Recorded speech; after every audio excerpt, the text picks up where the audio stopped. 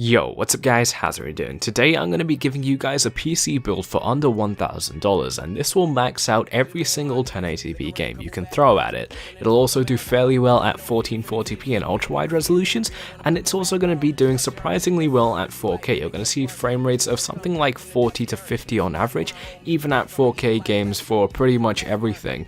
With ultra-wide you're still going to be seeing fairly good frame rates, 40 to 60 depending on what game you're playing, and 1080p it really doesn't matter what you're playing, you're going to get above 60 FPS as a bare minimum with this build. Now this is $1,000 at the time of making this video, and it's only going to go down because of the Christmas and New Year sales that we're going to be seeing. If you're watching this video when it's released, you've got Boxing Day coming up for extra sales and things like that, and this PC build is $995 at the time of making this video.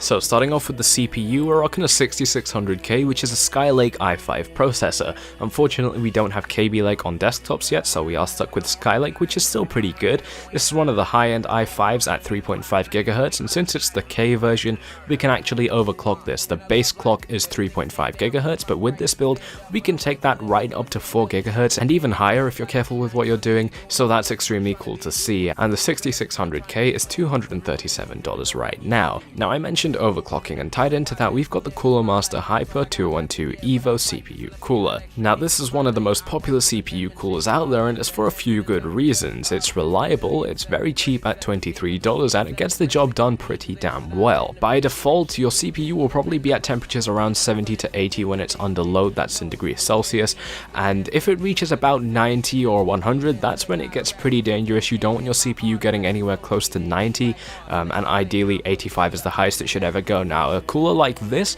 is going to knock that temperature down all the way to 40 or even lower when it's under load. This is a very good CPU cooler, and if you have the extra money for it, I'd recommend you go for the 412S. It's a very similar CPU cooler made by the same company. It's pretty much the same, but it's just slightly better. Now this was a bit out of budget, it would have ran you over budget by about $2, but since this is still pretty good, I had no problems including this over the 412S to go over budget. So moving on to the motherboard, you can pretty much pick up anything that you know is going to be reliable and is from a good company, a popular company especially, and because of that I've just gone for the MSI Gaming Intel Skylake B150 LGA 1151 DDR4 USB 3. You get the picture. This is a motherboard that's going to be compatible with your entire build. It's a micro ATX motherboard, so you can guess what the case is going to be.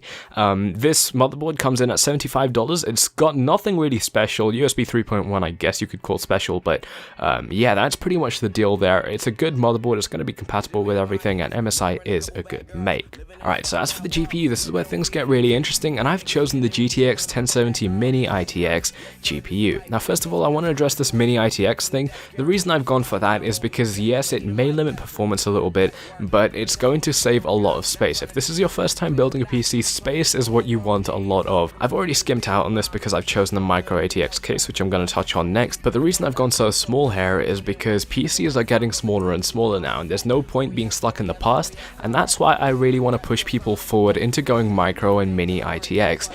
Now this might not be ideal for you. If it's not, you can just swap out the motherboard, the case, and potentially even the GPU, but yeah, this GPU isn't going to skimp out on any quality. It's pretty much still the same GPU, it's just a mini version of it with only one fan. You're not going to run into any overheating issues anyway, and yeah, the 1070, as I said, it'll max out everything you throw at it. It's just a machine, as you'd imagine, and yeah, it's going to be great for you. It's also overclocked, and it's got 8GB RAM, and obviously GDDR5, which is standard for all graphic cards. So for storage, we've got two storage devices. The first is the Western Digital Caviar Blue 1TB hard drive. This is, again, one of the most popular hard drives out there. There isn't much variation for hard drives, and I'd always go for Western Digital just because they are the most popular. You know you're never going to go wrong with them. Of course, you could go for another popular company like Seagate, which is going to be just as good, but it's almost tradition to go with Western Digital Caviar Blue, so that's why we're here. Over to the SSD, this is where things open up a little bit more, but this is an SSD that I personally have, which is the Kingston Digital 120GB SSD. You could go more than this, you could go less than this, you probably don't need an SSD, but the reason I've included this here is because it really helps you out with boot up times, and if you want to put a few games on there, it's especially useful. Now I own both of these. I have another Western Digital hard drive as well, which is actually 2 TB, and both of these storage devices are $50 each, so so that's 100 in total. And now the SSD is going to be really fast for you. It's not the fastest SSD out there, but as I said, I own this personally. I know it's reliable, and that's going to be great for you. As for RAM, it's pretty much the same as the motherboard. It doesn't matter a huge amount which RAM you go for, as long as you get one that's from a reputable company again. So you can just go for any you like, but I've picked out the Kingston HyperX Fury $45 2x4GB RAM sticks. This is also what I've got, but there's really no difference here. It is DDR4, so it's compatible with your motherboard, and that's all you really need to care about. Now, I mentioned space as being something very important, and also the case being one of the most important parts of any PC build. People usually overlook this and just go for something kind of random. That's something I did with my first PC build, and I really regret doing that, so that's why I'm going for the Corsair Carbide Spec M2 Micro ATX gaming case. Now, what this is going to offer is nothing really out of the ordinary. It's going to be good for cable management. You're going to have good airflow design, so if you don't know how to do cable management the way that you can really maximize airflow and get that to be perfect, this is already going to help you get that sort of head start with that. It's also got tool-free 3.5 inch and 5.25 inch drive installation, so what that means is you don't have to unscrew anything when you want to put new hard drives in and things like that, and it might surprise you how often you're actually going to be doing that, especially when you first get your PC. It's definitely got a lot of space, and since it's made by Corsair, as I always say, you know it's made to that Corsair standard. It's going to be a good case, and you're definitely going to be very happy with it. Alright, so for the power supply, we've got the EVGA SuperNOVA 650 watt power supply. This is a fully modular $80 power supply, which is really good, but it's pretty much the base of what you need to have to power this PC. I'd recommend that if you can go over budget, you do, and get a power supply that's something more like 750 watts to give you that extra headroom, but if you can't, this is going to be fine. Just look into upgrading it in the future. But yeah guys, that's the build. This is one of the most powerful PC combinations you can get right now, and this Pascal architecture